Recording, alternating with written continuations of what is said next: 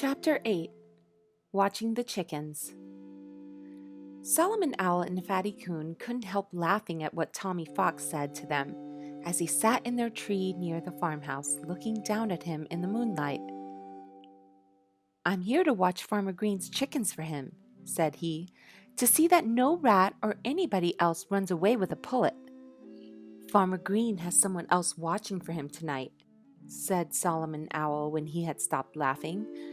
"There's that strange man. You can see how he keeps his glaring eyes fixed on the chicken house.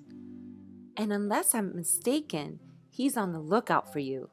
"No such thing," Tommy Fox snapped, and he looked up at Solomon as if he wished that he could climb the tree. "Here comes somebody else," Fatty Coon exclaimed suddenly. His keen eyes had caught sight of Jimmy Rabbit, hopping along on his way to the vegetable garden to see if he couldn't find a stray cabbage or a turnip. Solomon Owl called to him, whereupon Jimmy Rabbit promptly sat up and looked at the odd trio. If it hadn't been for Tommy Fox, he would have drawn nearer. "Do you know that stranger?" Solomon Owl asked him, pointing out the horrible head to Jimmy. "I haven't the pleasure," said Jimmy Rabbit after he had taken a good look. "Well," said Solomon, "won't you kindly speak to him and ask him to go away?" "Certainly," answered Jimmy Rabbit, who always tried to be obliging.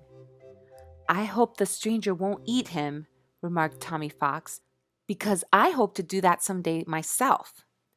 It was queer, but Jimmy Rabbit was the only one of the four that wasn't afraid of those glaring features.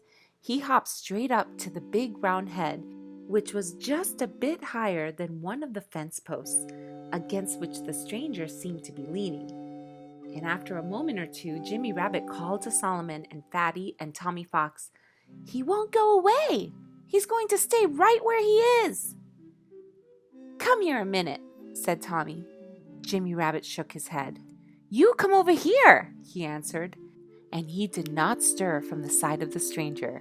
He knew very well that Tommy Fox was afraid of the man with the head with the glaring eyes. As for Tommy Fox, he did not even reply, that is, to Jimmy Rabbit. But he spoke his mind freely enough to his two friends in the tree. "It seems to me one of you ought to do something," said he. "We'll eat no pullets tonight if we can't get rid of this peddlesome stranger." Fatty Coon quite agreed with him. "The one who was here first is the one to act," Fatty declared. "That's you," he told Solomon Owl. So Solomon Owl felt most uncomfortable. "I don't know what I can do," he said. "I spoke to the stranger, asked him who he was, and he wouldn't answer me." "Can't you frighten him away?" Tommy Fox inquired. "Fly right over his head and give him a blow with your wing as you pass." Solomon Owl coughed. He was embarrassed, to say the least. "He's afraid!" Fatty Coon cried. And both he and Tommy Fox kept repeating over and over again, "He's afraid! He's afraid! He's afraid!" It was really more than Solomon Owl could stand. "I'm not!" he retorted angrily. "Watch me and you'll see." And without another word, he darted out of the tree and swooped down upon the stranger, just brushing the top of his head. Solomon Owl knew at once that he had knocked something off the top of that dreadful head.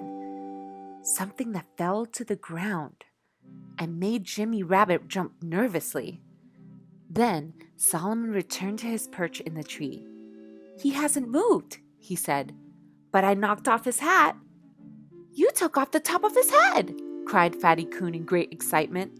"Look! The inside of his head is afire!" And peering down from the treetop, Solomon Owl saw that Fatty Coon had told the truth.